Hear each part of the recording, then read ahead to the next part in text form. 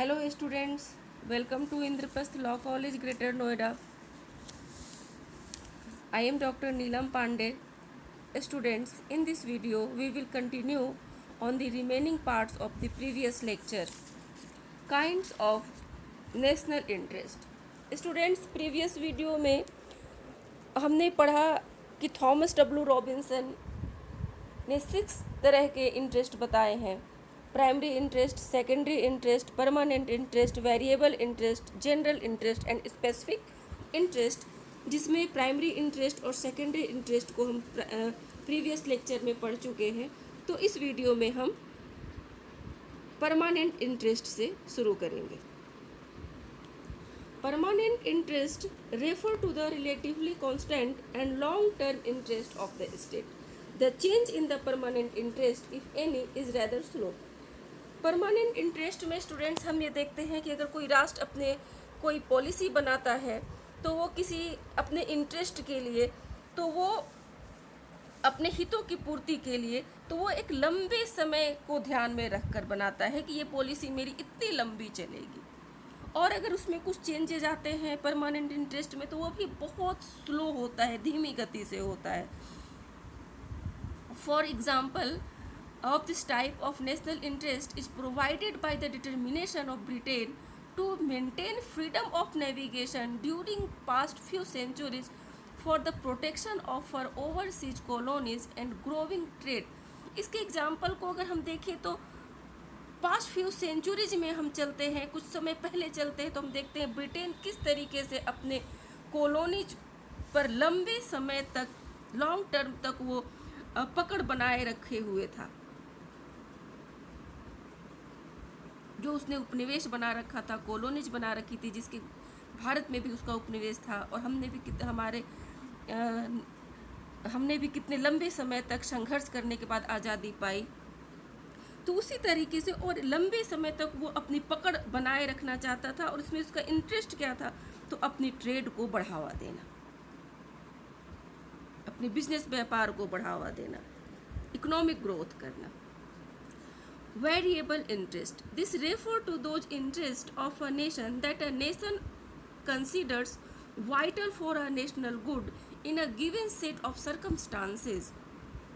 In this sense, the variable interest of a state are largely determined by the personalities, public opinion, sectional interest, partisan politics, and political and moral folk with.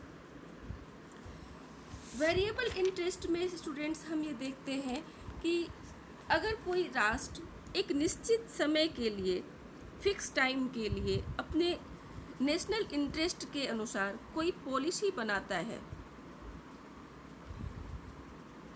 और उसको लागू करता है, लेकिन कुछ circumstances ऐसे होते हैं तो या कुछ सिचुएशन ऐसा आता है कि उस पॉलिसी में चेंज करना पड़े, तो वो चेंज करते हैं। ये चेंजेस किसी पर्सनालिटी के इन्फ्लुएंस में आकर भी होता है, जैसे आज कल हमारे मोदी जी छाए हुए हैं, उनकी पर्सनालिटी छाई हुई है। पब्लिक ओपिनियन के तहत भी ये पॉलिसी चेंज होता है, जैसे अभी किसानों का धरना आप देख रहे होंगे दिल्ली में। अपनी पॉलिसी को चेंज करने के लिए गवर्नमेंट ने जो पॉलिसी बनाई, उन पॉलिसी को चेंज करने के लिए ये किस तरीके से, और इसके अलावा मीडिया के जरिए भी पब्लिक ओपिनियन ली जाती है किसी भी पॉलिसी के तहत, और लगता है कि इसको चेंज करने की ज़रूरत है तो चेंज की जाती है। Sectional interest, partition politics, political and moral folk के तहत भी इन सबों से भी इन्फ्लुएंस होकर के पॉलिसीज चेंज की जाती है। General interest, the general is not of a nation refer to those positive conditions that can be applied to a large number of nations or in several specified fields such as economic, trade and diplomatic intercourse, etc. General interest किसी राष्ट्र के व्यापक हित को ध्यान में रख करके किया जाता है। इसमें कई राष्ट्रों का इकोनॉमिक, ट्रेड, डिप्लोमेटिक और आपसी इंटरेस्ट मिला हुआ होता है। For example, it was the general national interest of Britain to maintain balance of the European continent, European continent में बैलेंस मेंटेन रहे, पावर ऑफ बैलेंस मेंटेन रहे, ये ब्रिटेन का जनरल नेशनल इंटरेस्ट था। Specific interest, the specific interest, all the logical outgrown of the general interest are defined in terms of time और space. Specific interest क्या है? तो ये जनरल इंटरेस्ट का ही लॉजिकल आउटग्रोन है, उसी का ये विकसित या विवेकपूर्ण ग्रोथ है। Example, Britain has considered it a specific national interest to maintain the independence of the lower countries for the sake of preservation of balance of power in Europe। जैसे हमने कहा उसका ये लॉजिकल आउटग्रोन है कि general interest का ये specific interest, तो यहाँ भी सेम चीज़ है कि यूरोप का ये नेशनल इंटरेस्ट है, स्पेसिफिक नेशनल इंटरेस्ट है कि यूरोप में बैलेंस ऑफ पावर बना रहे, इसके लिए जो लोअर कंट्रीज है उसको प्रिजर्वेशन भी देता है, प्रोटेक्शन भी देता है। In addition to the above 6 types of national interest, professor Robinson refers to 3 other interest that the describes as international interest.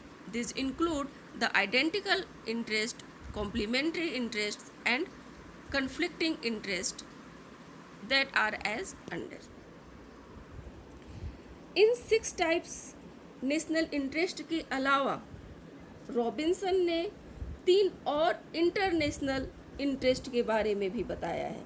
ये 6 नेशनल इंटरेस्ट थे, इसके अलावा रॉबिन्सन ने ये कहा है कि 3 और भी इंटरेस्ट हैं जिसको इंटरनेशनल इंटरेस्ट उन्होंने कहा है।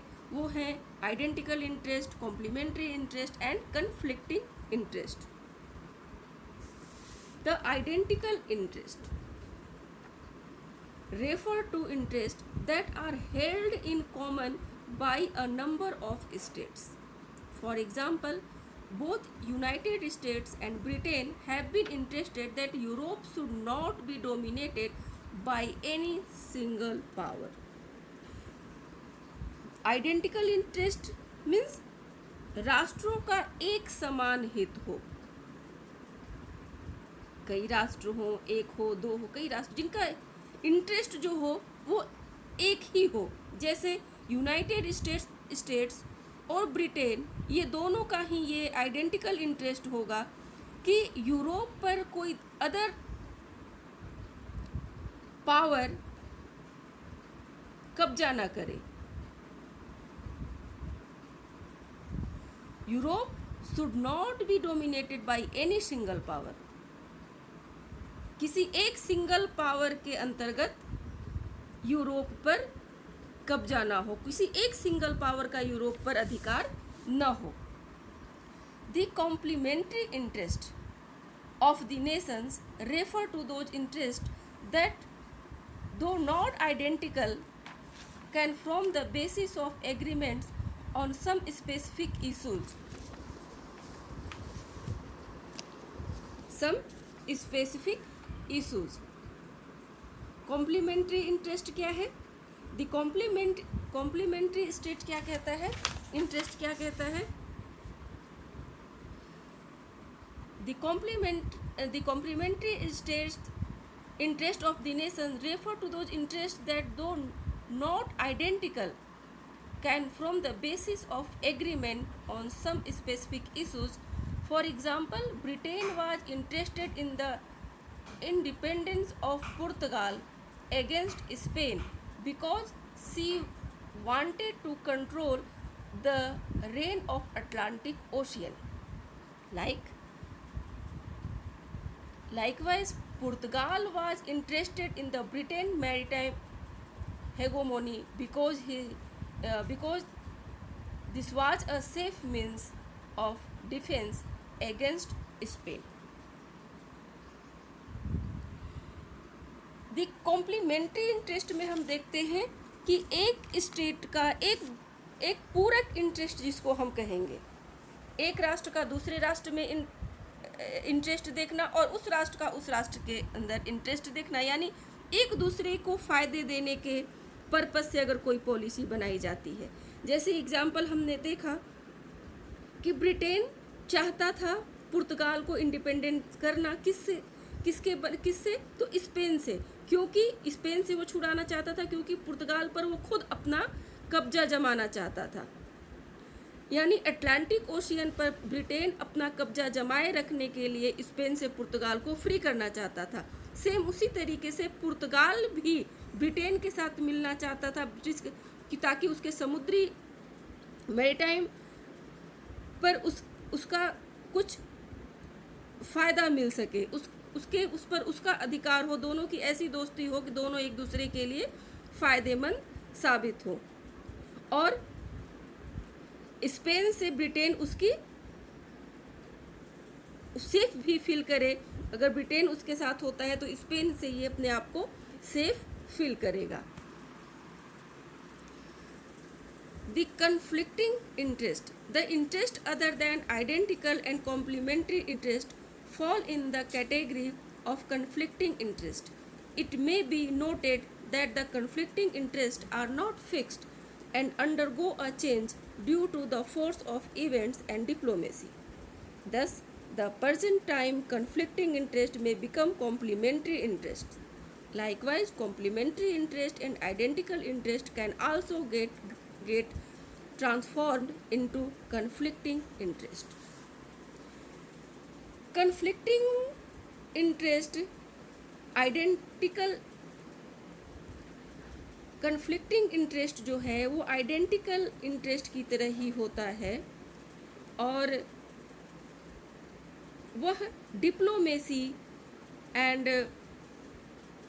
फोर्स ऑफ इवेंट्स के अनुसार एक दूसरे के इंटरेस्ट को देखते हुए समय के अकॉर्डिंग ये बदलता रहता है। Students, in our next video we will discuss about foreign policy. Thank you.